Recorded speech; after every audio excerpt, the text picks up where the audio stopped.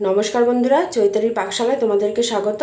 আজকে আমি সোয়াবিনের এমন এক রেসিপি তোমাদের সাথে শেয়ার করব, যেটা তোমরা রুটি, লুচি, পরোটার সাথে বা গরম ভাতের সাথে জাস্ট ফাটাফাটি লাগবে খেতে। আর এটা থাকলে কিন্তু মাছ মাংসের কথা তোমরা ভুলেই যাবে। তবে বন্ধুরা, দেখে নাও এটা আমি কি করে বানিয়েছি। এটা কিন্তু খুব সহজভাবে, খুব তাড়াতাড়ি এটা বানানো হয়ে যায়। আর এটা কিন্তু খেতে জাস্ট অসাধারণ লাগে। তবে দেখে নাও বন্ধুরা, আমি এটা কি করে বানাচ্ছি। দেখো, আমি এখানে কড়াই নিয়ে নিয়েছি। কড়াইয়ে আমি সর্ষের তেল দিয়ে দিচ্ছি। ফার্স্টে আমি সর্ষের তেলে সয়াবিনগুলো ভেজে নেব। এই সয়াবিনগুলো না আমি একটু গরম জলে ভাপিয়ে নিয়েছি, আর একদম জলটা চিপে বার করে নিয়েছি।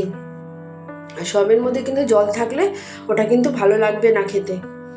এই জন্য ভালো করে জলটা চিপে চিপে বার করে নিতে হবে। দেখো, তেলের মধ্যে সয়াবিনগুলো দিয়ে নিলাম। দিয়ে আমি 2-3 মিনিট মতন একটু নাড়াচাড়া করব। দেখো, সয়াবিনের রঙটা চেঞ্জ হয়ে গেলে আমি নামিয়ে নেব। আর এই সময় কিন্তু গ্যাসের আঁচটা অবশ্যই মাঝারি করে রাখবে। বেশি গ্যাস যদি বাড়িয়ে রাখো, গ্যাসের আঁচটা যদি বাড়ানো থাকে, তাহলে কিন্তু সয়াবিনগুলো পুড়ে যেতে পারে। দেখো, আমি সবগুলো নামিয়ে নিলাম।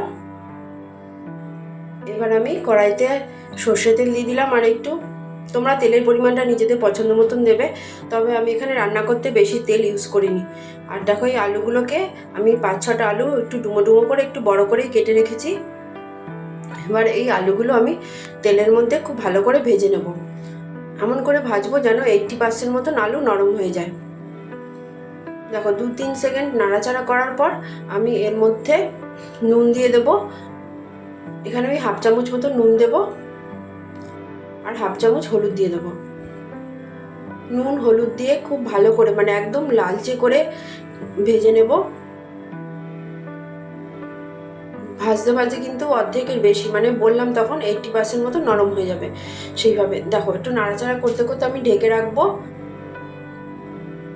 3-4 মিনিট ঢেকে রাখবো। ঢেকে রাখলে না নরমটা খুব ভালো হয়। এবার ঢাকনা সরিয়ে নিলাম।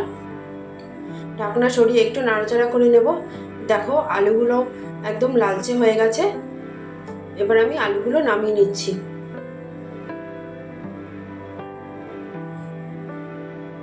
এবার আমি ওই তেলে জিরে দিয়ে দিলাম ফোড়নের জন্য। 1/2 চামচ মতন জিরে দিয়েছি, আর কিছু গোটা গরম মশলা দিয়ে দিচ্ছি।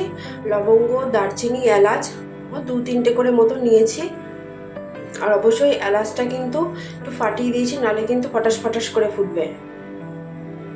ওই ফোড়নটা একটু ভাজা ভাজা হলে এর মধ্যে আমি কুচানো পেঁয়াজ দিয়ে দিচ্ছি।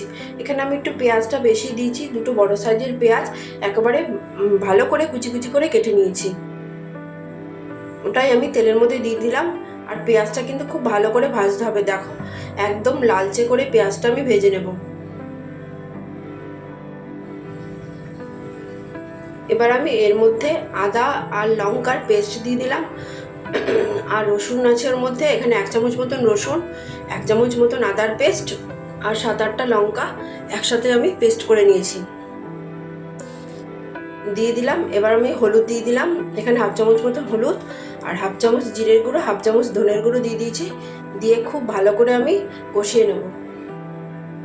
মশলাটা যত ভালো করে কষাবে, খেতে কিন্তু ততই সুন্দর হয়। এবার এখানে আমি কাশ্মীরি লঙ্কার গুঁড়ো দিয়ে দিলাম। এটা দিলে ঝাল হবে না, সুন্দর একটা কালার আসবে। দিয়ে খুব ভালো করে নাড়িয়ে চাড়িয়ে নেব। এবার এখানে আমি একটা বড় সাইজের টমেটো পেস্ট করে নিয়েছি, ওটা দিয়ে দিলাম। দিয়ে একটু নাড়িয়ে চাড়িয়ে নিচ্ছি। এবার দেখো, আমার কাছে অর্ধেকটা মতন ক্যাপসিকাম ছিল, ওটাই আমি টুকরো করে এর মধ্যে দিয়ে দিয়েছি। তোমরা চাইলে গোটা ক্যাপসিকামও টুকরো করে দিতে পারো। এবার আমি এর মধ্যে টক দই দিয়ে দিলাম। ওটা আমি ভালো করে ফেটিয়ে নিয়েছি।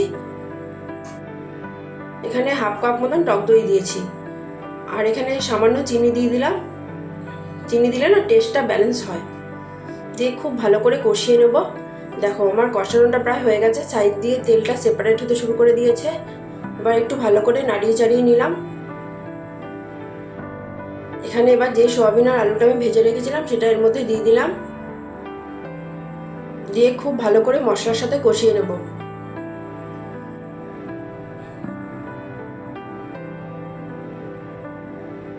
দেখো, সোয়াবিন আর আলুর মধ্যে কিন্তু মশলাটা প্রায় ঢুকে গেছে, প্রায় না পুরোপুরি ঢুকে গেছে। এবার এর মধ্যে আমি নুন দিয়ে দেবো। পরিমাণ মতো নুন দিয়ে দিলাম। নুন দিয়েও খুব ভালো করে নাড়িয়ে চাড়িয়ে নেব। এই রান্নাতে কিন্তু আমি কোনো রকম জল দেবো না। এবার গ্যাসের আঁচটা একদম কমিয়ে দিয়ে আমি ঢেকে রাখবো 5-7 মিনিট মতন। 5-7 মিনিট পর ঢাকনা সরিয়ে দিলাম, দিয়ে আবার নাড়াচাড়া করব। ঢেকে ঢেকে রান্নাটা করতে হবে। আবার ঢেকে ঢেকে যে জলটা বেরোবে সেই জলেই কিন্তু আলুটা একেবারেই নরম হয়ে যাবে। আবার একটু ঢেকে রাখলাম। এবার 7-8 মিনিট করে ঢেকে রাখবো। দেখো কতটা জল বেরিয়েছে।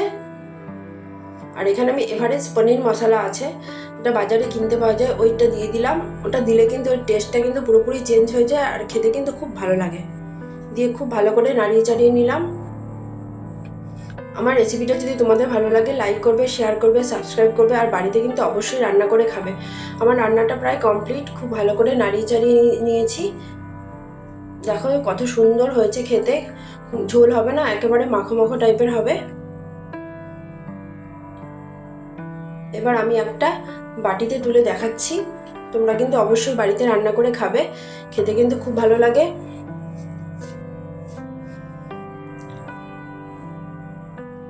দেখো আমার রান্নাটা কমপ্লিট, বাটিতে তুলে দেখিয়েছি। ব্যাস, টাটা।